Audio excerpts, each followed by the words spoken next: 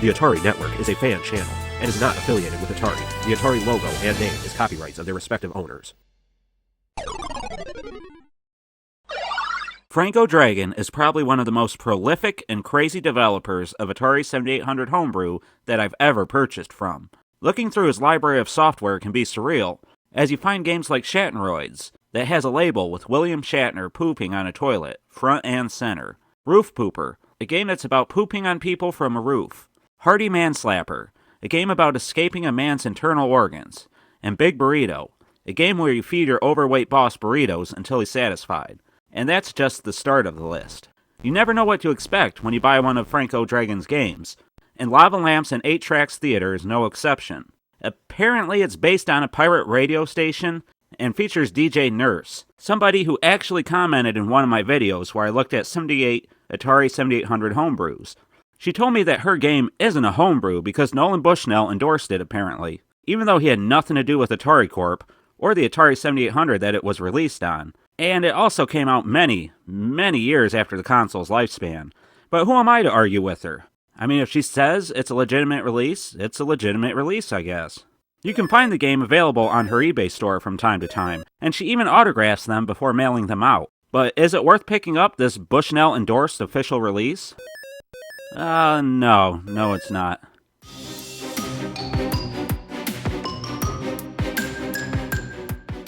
I'm not sure how much time or effort that FrankoDragon really put into this game, but it's extremely difficult to play.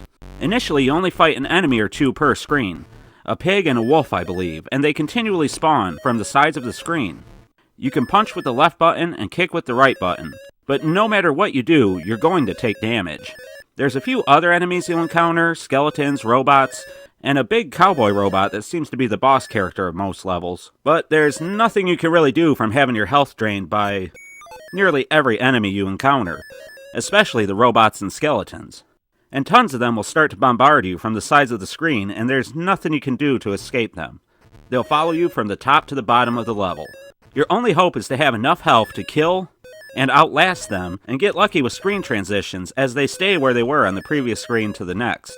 You can find a tuft of grass, or maybe it's a sort of fern. Either way, it refills your health, but there's usually only one per level.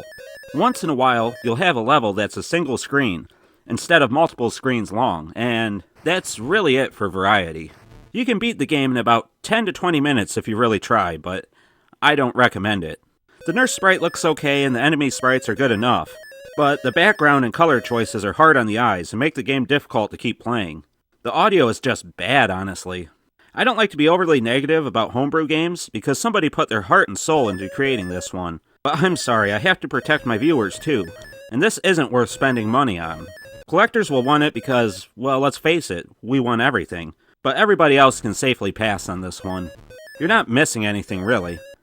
If I had to go through the pros and cons, I would say that the pros are the nice nurse sprite and the fact that you can tell what most of the enemies are supposed to be. And that's about it, honestly.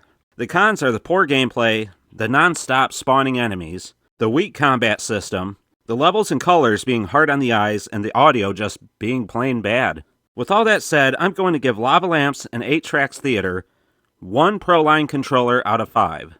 Again, I'm not trying to be overly mean, but it's a game you're not going to want to play, and even if you force yourself to see it through to the end, you'll get maybe 20 minutes out of it.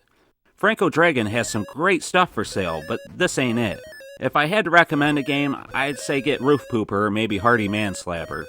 I guess that's it for this one, guys. Let me know in the comments down below if you've ever played this game before. Do you own it? Am I being too harsh on it? If you don't own it, will you pick it up when you can, despite my warnings?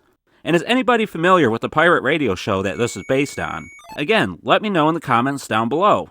This is the 7800 Pro System Gamer for the Atari Network, and I wanted to thank you all for checking out another review. Keep it classy, Atarians.